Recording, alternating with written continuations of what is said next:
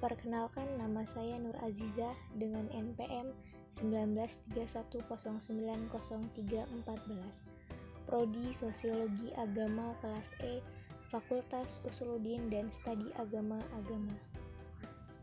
Pemenuhan tugas mata kuliah Sosiologi Pendidikan dengan dosen pengampu Ibu Erin Nurmaulidia Esos MPD dengan tema Pendidikan di Indonesia. Adapun penjelasannya sebagai berikut. Pengertian sistem pendidikan.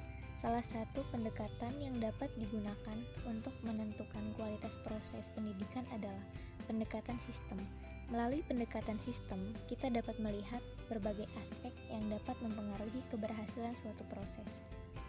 Kata sistem berasal dari bahasa Yunani yaitu sistema yang berarti cara dan strategi. Kemudian dalam bahasa Inggris, sistem berarti sistem, susunan, jaringan, dan cara.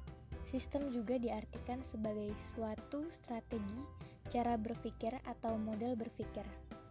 Menurut Wina Sanjaya, sistem adalah suatu kesatuan komponen yang satu sama lain saling berinteraksi, saling berkaitan untuk mencapai suatu hasil yang diterapkan secara optimal sesuai dengan tujuan yang telah ditetapkan. Dengan demikian, dapat disimpulkan bahwa sistem pendidikan adalah himpunan gagasan untuk prinsip atau prinsip-prinsip pendidikan yang saling bertautan dan bergabung sehingga menjadi satu kesatuan keseluruhan. Sistem pendidikan juga memiliki ciri-ciri sebagai berikut. Yang pertama itu sistem merupakan satu kesatuan yang terstruktur. Kemudian sistem juga memiliki bagian-bagian yang tersusun sistematis dan berhierarki. Kemudian dalam bagian-bagian sistem itu berelasi antara satu yang lainnya. Tiap bagian sistem mempunyai fungsi tertentu dan secara bersama-sama melaksanakan fungsi struktur yaitu mencapai tujuan sistem. Komponen-komponen pendidikan. Komponen merupakan bagian dari suatu sistem yang memiliki peran penting dalam keseluruhan berlangsungnya suatu proses untuk mencapai tujuan sistem. Komponen pendidikan berarti bagian-bagian dari sistem proses pendidikan yang menentukan berhasil atau tidak adanya proses pendidikan. Bahkan dapat dikatakan bahwa untuk berlangsungnya proses kerja pendidikan diperlukan keadaan komponen tersebut. Komponen-komponen tersebut antara lain sebagai berikut. Yang pertama itu dasar pendidikan. Dasar pendidikan sebagai suatu proses timbal balik antara pendidik dan anak didik dengan melibatkan berbagai faktor pendidikan lainnya, diselenggarakan guna mencapai tujuan pendidikan dengan dilandaskan oleh nilai-nilai tertentu juga. Nilai itulah yang menjadi sebagai acuan atau dasar pendidikan. Selanjutnya yaitu tujuan pendidikan. Sistem pendidikan terdapat 4 jenjang. Tujuan pendidikan yang pertama itu tujuan umum pendidikan, yaitu manusia Pancasila. Kedua yaitu tujuan institusional atau lembaga pendidikan, misalnya sekolah dasar. Kemudian tujuan kulikuler. Selanjutnya itu tujuan instruksional kompetensi dasar. Ruang lingkup dan tujuan sosiologi pendidikan. Sosiologi pendidikan merupakan analisis ilmiah tentang proses sosial dan pola sosial yang terdapat di dalam sebuah sistem pendidikan. Hal ini didasarkan pada kenyataan bahwa sistem pendidikan merupakan serangkaian kombinasi tindakan sosial. Beberapa kajian yang masuk dalam sosiologi pendidikan adalah melihat pola hubungan antara sistem pendidikan dengan proses sosial dalam perubahan yang ada, analisa terhadap struktur sosial yang ada di dalam sistem pendidikan, pola hubungan antara struktur kekuasaan yang ada di dalam masyarakat dengan sistem pendidikan, serta bagaimana pola stratifikasi yang berlaku dalam masyarakat dan kaitannya dengan sistem pendidikan. Masih banyak kajian yang bisa dikembangkan dalam sosiologi pendidikan. Sumbangan sosiologi pendidikan adalah memberikan hasil analisis dalam hubungan antar manusia di dalam sebuah sekolah dan struktur masyarakat di mana sekolah itu berada dengan sosiologi pendidikan, dapat dipelajari pola-pola interaksi dalam sistem pendidikan. Peran pendidikan dalam menyikapi perubahan sosial dalam masyarakat. Sesuai dengan apa yang dikemukakan oleh Eisenstadt, pendidikan merupakan salah satu institusi yang terlibat dalam proses tersebut. Pendidikan merupakan suatu institusi pengkonservasian yang berupaya menjembatani dan memelihara warisan-warisan budaya suatu masyarakat. Tetapi, di samping berupaya melakukan konservasi, pendidikan juga mesti berupaya untuk sedapat mungkin meniadakan kepincangan kebudayaan di masyarakat yang bersangkutan. Ini berarti harus ada upaya di dunia pendidikan untuk menyesuaikan budaya lama dengan kondisi-kondisi baru di masyarakat. Hal terakhir tersebut menjadi semakin penting dalam dunia modern, sebagaimana dinyatakan oleh Oxford dan Nimkev. Dalam proses perubahan sosial, modifikasi yang terjadi seringkali tidak teratur dan tidak menyeluruh. Biarpun sendi-sendi yang berubah itu sebenarnya saling berkaitan secara erat sehingga melahirkan ketimpangan kebudayaan. Fungsi dan tujuan pendidikan. Fungsi dan tujuan pendidikan di Indonesia telah diatur dalam Undang-Undang Nomor 20 Tahun 2003 tentang Sistem Pendidikan Nasional. Di dalam undang-undang tersebut memuat segala hal yang bersangkutan dengan melaksanakan pendidikan nasional di Indonesia, meliputi dari pengertian pendidikan, fungsi dan tujuan pendidikan, jenis-jenis pendidikan, jenjang pendidikan, standar pendidikan, dan lain sebagainya. Dengan demikian, arah pendidikan di Indonesia sudah ditentukan dengan sedemikian rupa mengacu pada Undang-Undang Nomor 20 Tahun 2003 tentang Sistem Pendidikan Nasional. Fungsi pendidikan yaitu pasal 3 yang menyatakan bahwa pendidikan nasional berfungsi mengembangkan kemampuan dan membentuk watak serta peradaban bangsa yang bermartabat dalam rangka mencerdaskan kehidupan bangsa. Ketika pendidikan ada 3, yang pertama yaitu dimensi kepemimpinan. Arah pendidikan disesuaikan dengan keadaan dan kepentingan penguasa. Ketika penguasa memerlukan suatu kekuatan politik, di arah itulah pendidikan diarahkan. Kesenjangan pendidikan di Indonesia menunjukkan kualitas yang rendah. Asumsinya hal ini terjadi karena pemerintah kurang serius memperhatikan bidang pendidikan. Yang selanjutnya itu sarana dan prasarana.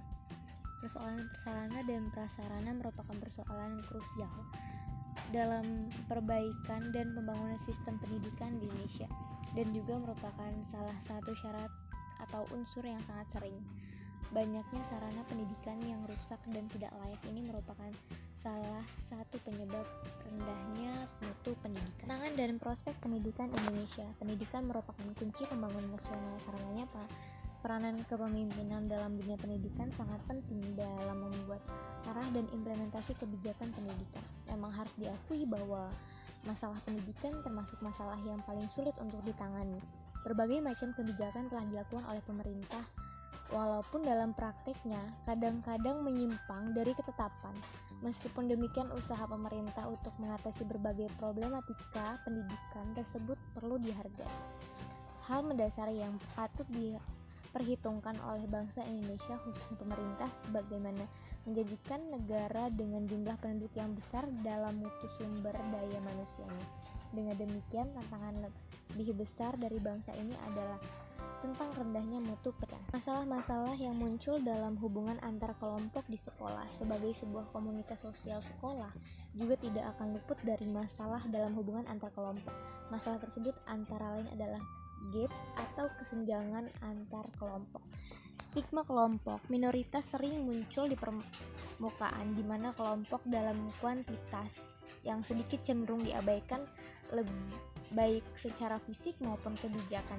Kecemburuan dan persaingan tidak sehat antara kelompok juga dapat memicu timbulnya permasalahan antara kelompok di sekolah. Istilah geng menjadi tren anak sekolah saat ini. Geng adalah representasi dari keakuan siswa dalam lingkungan pergaulannya di sekolah. Ikatan psikologis emosional sering menyebabkan terjadinya perkelahian antar pelajar. Meskipun hanya karena soal sepele, tapi ini perlu dimaklumi dari tinjauan psikologis di mana perkembangan peserta didik masa itu merupakan babak. Perilaku bullying sering muncul di sekolah dan sangat meresahkan para pendidik. orang tua dan peserta didik itu sendiri, apalagi sampai pada tingkat yang sangat parah yaitu kekerasan fisik maupun non fisik. Dan masih banyak lagi perilaku yang muncul yang menjadi permasalahan yang sangat rumit yang berbagai sekolah sangat meresahkan. Upaya pendidikan dalam mengatasi permasalahan yang muncul dalam hubungan antar kelompok di sekolah. Dalam sebuah sekolah tentunya sering pernah terjadi kesalahpahaman antara orang-orang yang di dalamnya.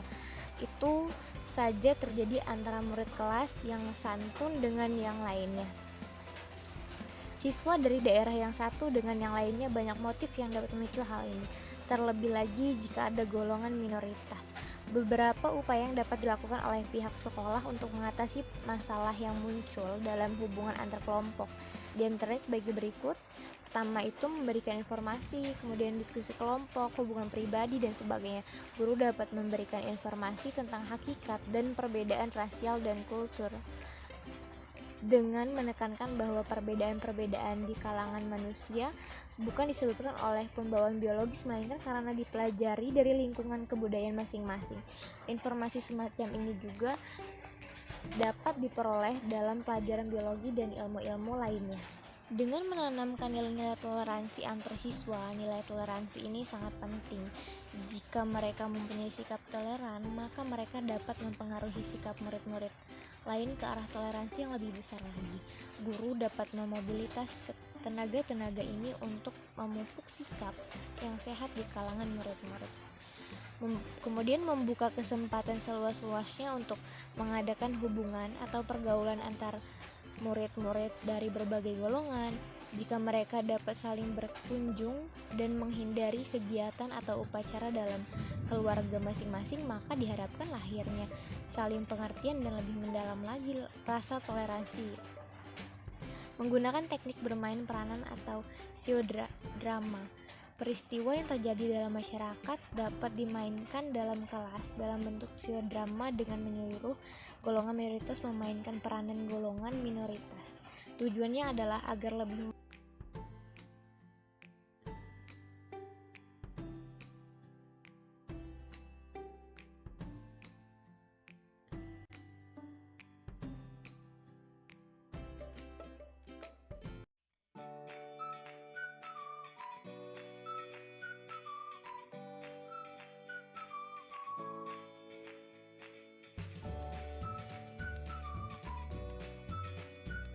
memahami perasaan golongan minoritas dan dapat mengidentifikasi diri dengan keadaan mereka.